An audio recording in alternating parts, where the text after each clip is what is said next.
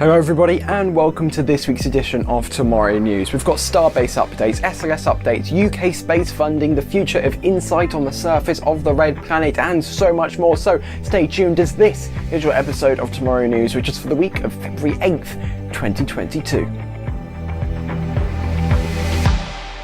There's been a lot of exciting announcements and footage releases from SpaceX this week, so starting off the update we have the tweet that pretty much everyone has seen by now, which is Elon stating that this Thursday at 2000 Central Standard Time, or 0200 UTC on Friday, he will be presenting an update on the development of the Starship program. This is very exciting because it will be the first official update since 2019, back when starships were still being named after marks. We've changed conventions 2 times since then. Hopefully now that SpaceX have got a few years of development under their belt, this would have narrowed the trajectory of the future of the program, which should allow more accurate answers on questions about the future uses of Starship, the future variants of Starship, and so on and so forth. Make sure you're subscribed because next week's news is going to be jam-packed with data from this event. Something that has definitely been confirmed for the event is that we'll be getting a full stack of Starship S20 and Super Heavy B4. The first step was completed on Sunday, with the booster being taken off the transport stand by the SpaceX branded LR11000 crane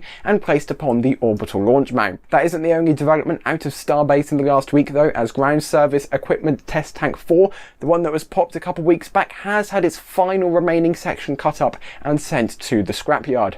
A team within one of the production tents has been spotted by Nick and Suini, and they've been attaching new tiles to a future Starship. There have also been a few new components popping up, such as this ship common dome, which will go at either the top or the bottom of one of the fuel tanks, this aft cap and a couple dome caps which are possibly for booster 8, and this liquid methane tank sump, which we definitely know is for booster 8 because it says so on the side. The new wide bay hasn't received any new prefabricated sections over the last week, but it has got a few new beams, and SpaceX could be working on something inside the structure, but that's quite difficult to see from the outside. Jared Isaacman, the person who bought all 4 seats of the Inspiration 4 mission, went for a nice calm flight the other day, taking a couple jets for a spin around Starbase. Fellow pilot John Baum joined Isaacman for the flybys, posting this cockpit video of one of the jets being flown between SN15 and SN16. I think it's a cool stunt, but it certainly upset some people on Twitter. The Dragon recovery ships, Go Searcher and Go Navigator, have both been renamed, the former now known as Megan and the latter now known as Shannon, after the first 2 women to fly on SpaceX's Crew Dragon spacecraft. The vessels are no longer listed on Juice Offshore's website, which may mean that SpaceX have purchased them outright, a very likely outcome. The nameplates on the ships have also both already been painted over as they await their new names officially being applied onto them. If you recall, the first mission of last week's triple header, Cosmos SkyMed, had some incredible tracking footage, and SpaceX has uploaded a full resolution copy of this footage in slow motion. The full video is linked in the card in the corner, and I have also stabilised the footage in After Effects so the rocket remains pretty much stationary. SpaceX's new facility in Cape Canaveral has broken ground according to the latest imagery from Sentinel-2. The existing Hangar X can be seen on the right side of the plot, but the main focus is the square of dirt in the middle, which is looking a bit like a construction site. Parachutes have been lagging a bit during the last 2 Dragon splashdowns, with one of the chutes on CRS-24 opening up 63 seconds after the other 3, and one on Crew 2 opening up 75 seconds after the other 3. Officials don't believe this is a safety risk, but it is something to be looked at. The main theory right now is that the first 3 parachutes to deploy are aerodynamically shading the 4th, which leaves it struggling to inflate. The data recovered from these events are nominal, with it just looking like data from a normal 4 parachute descent. Crew 4 and AX-1 will not be delayed at all, so this issue really isn't anything to be worried about. Starlink has just received an update on the customer end, with Starlink Premium now available for pre-order in most regions. The new service is designed for businesses and high-demand users, with a predicted speed range of 150 to 500 megabits per second download and 20 to 40 megabits per second upload, and a latency of 20 to 40 milliseconds, but that increase in speed does result with an increase in price. Normal Starlink is $99 a month with the upfront cost of $499 for the dish and other hardware, but Premium is taking that to a new level with the hardware costing $2,500 and a $500 per month charge. The increase in hardware costs is for the new larger square dish, which is what will allow these higher speeds, and you also get a larger router as well. It's a price increase per month of 5 times, same with the price of the hardware, but it is only a doubling in the maximum upload and download speeds. But it is important to remember that this is a service designed for businesses. The internet at Station 204 costs $1,000 a month because that amount of money can be charged in that area. Starlink Premium, however, is half that with an increase in speed as well, so this service does have its use cases. Rocket Lab has announced that they will be opening a new space systems complex in Colorado near the current offices of one of 3 companies they acquired last year called Advanced Solutions Incorporated. The software company based out of Littleton has done really well over the past 6 months, according to Rocket Lab CEO Peter Beck, and that there has been a lot of growth with their products.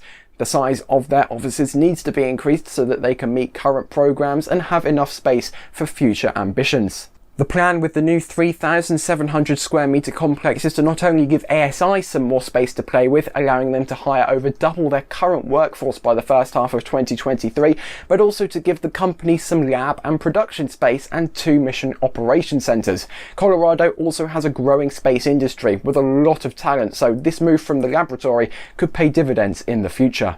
NASA's SLS has once again received some sort of delay, with the rollout for the Artemis 1 vehicle for the wet dress rehearsal on LC-39B being postponed until mid-March. In December, when the last delay was announced, which pushed the wet dress from January to February, NASA provided us with the reason for the delay, which was a faulty engine controller on one of the first stage's RS-25s. But this time around, there isn't a specific problem the team are working in the VAB to solve. It's just the sheer volume of work left to do.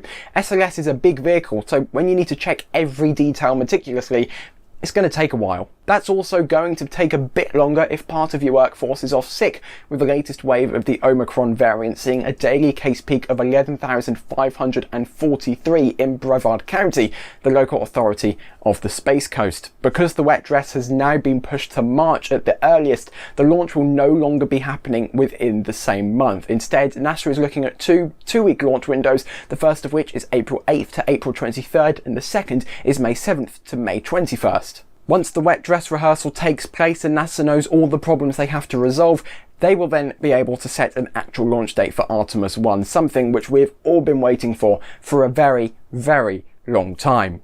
The SRBs, or solid rocket boosters, also don't look to be posing a threat on the mission, even though their original lifespan was 12 months when they were constructed last year. That number has been extended and they're still good to go in their current configuration.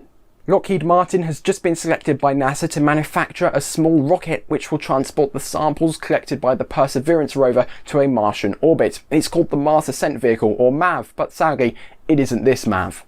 It'll reach Mars via a NASA-led sample retrieval lander, which will also be carrying a rover of its own, developed by ESA. That rover will go and pick up the samples from Perseverance and return them to the lander, where they will be loaded into a container on the MAV. There is also the possibility that Percy will visit the lander as well. Once all the samples are loaded up, the MAV will put itself into orbit around Mars, where the Earth Return Orbiter, developed by ESA, will then grab onto the container and take it back to Earth. The contract that Lockheed has won covers the design, development, testing and evaluation of the MAV and its ground support equipment. There are no technical details on the vehicle as of yet, but we do know that NASA awarded a contract to Northrop Grumman last year to develop solid fuel motors for the MAV. The NASA Associate Administrator for Science said in a statement that committing to the Mars Ascent Vehicle represents an early and concrete step to hammer out the details of this ambitious project, not just to land on Mars, but to take off from it as well. We are nearing the end of the conceptual phase for this Mars sample return mission, and the pieces are coming together to bring home the first samples from another planet. On February 1st, the UK government published the Defence Space Strategy, which follows on from the publication of the National Space Strategy last September.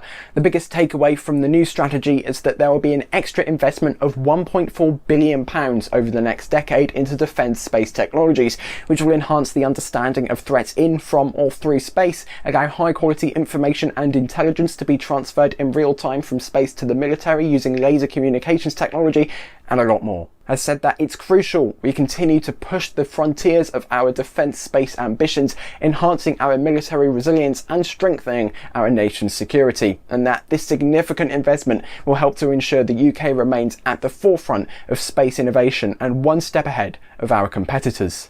£127 million of the £1.9 billion investment is going to be set aside for the development of a satellite network concept demonstrator called Minerva. This will present the UK's ability to autonomously collect, process and disseminate data from the satellites owned by the UK and its allies to support decision making on the military front line.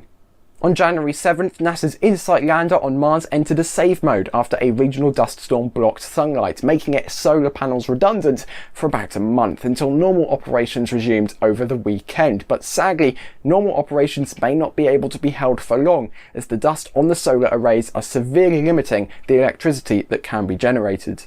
In the summer of 2021, the lifespan of the lander was predicted to last until spring 2022, but that has been pushed out slightly, but not by very far. In fact, we could only have a minimum of 4 months left with InSight. Unlike the rover's Spirit and Opportunity, the solar arrays aren't cleaned by atmospheric activity, but the team working on the mission have still been working out ways to try and increase the power throughput.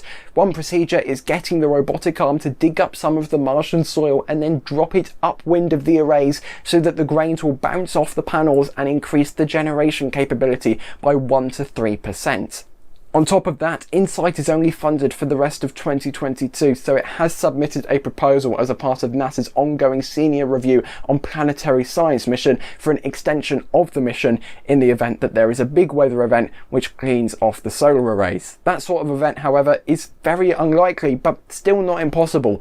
There were a few launches last week, so let's take a look at some space traffic. Round 2 of the SpaceX triple header saw NROL-87 launch atop the shiny Falcon 9 B1071 booster from Space Launch Complex 4 East at the Vandenberg Space Force Base in California at 2027 UTC on February 2nd. As this is a National Reconnaissance Office payload, we do not get a lot of data about it, but historically NRO payloads have been for surveillance and reconnaissance of the United States and testing new technology. This was the second return to launch site recovery in a row for SpaceX, with the booster flipping around 180 degrees, performing its boost back burn, flipping back around for a re-entry, and then gracefully performing the hover slam on landing zone 4. Round 3 of the SpaceX triple header saw Starlink Group 4 Mission 7 launch atop the not-so-shiny B1061 booster from Launch Complex 39A at the Kennedy Space Center in Florida at 18:13 Coordinated Universal Time the following day, February 3rd. With a total payload mass of about 14,500 kilograms, the 49 Starlink satellites inside the payload fairing, one half of which was flying for a record-breaking 6th time, were placed into their initial 338 by 210 kilometer 53.22 degree inclination orbits, and over the coming months they'll be raising themselves to a 540 kilometer circular low Earth orbit. The first and only drone ship recovery of the triple header was for this mission, with B1061 touching down on a shortfall of gravitas approximately 8 minutes after liftoff. Some suspicious movements from ASOC and support vessel Doug has caused speculation over whether or not the booster is okay, but until the ship's return, we won't know the answer. As I'm writing this script, the drone ship and Tug Xeon are still stationed in the Bahamas, but Doug is sailing in the direction of Port Canaveral. We had another launch of a classified mission over the past week, but this one was from the Ministry of Defense of the Russian Federation. Launching at 0700 UTC on February 5th from Site 434 at the Plzetsk Cosmodrome in Russia, our knowledge of the mission ends there, with Roscosmos only providing us with the images you are seeing on your screen. Coming up over the next 7 days, we have Elena 41 with Astra, if it ever stops scrubbing, OneWeb 13 on a Soyuz 2.1B, EOS 4 on a PSLV without mission a beat on an Electron, and Progress MS-19 on a Soyuz 2.1A.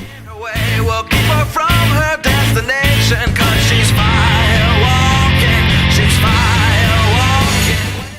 Tomorrow is a crowd-funded show, and the wonderful people who help us out are the citizens of tomorrow. Once a month they donate a bit of money to us, and in return we provide access to exclusive Discord channels in our public Discord server, available at the link in the description, access to space news scripts as they're being written, and access to the members version of the Tomorrow live broadcasts, which start about half an hour before the main show and go on for a good hour after.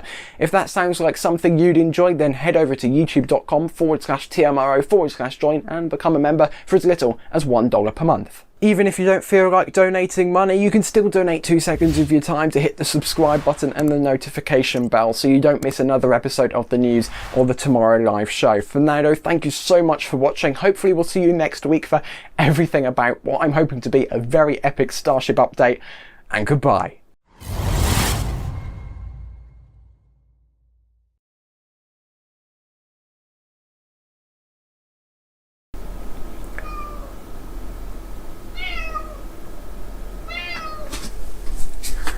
Come on. Wait. Okay.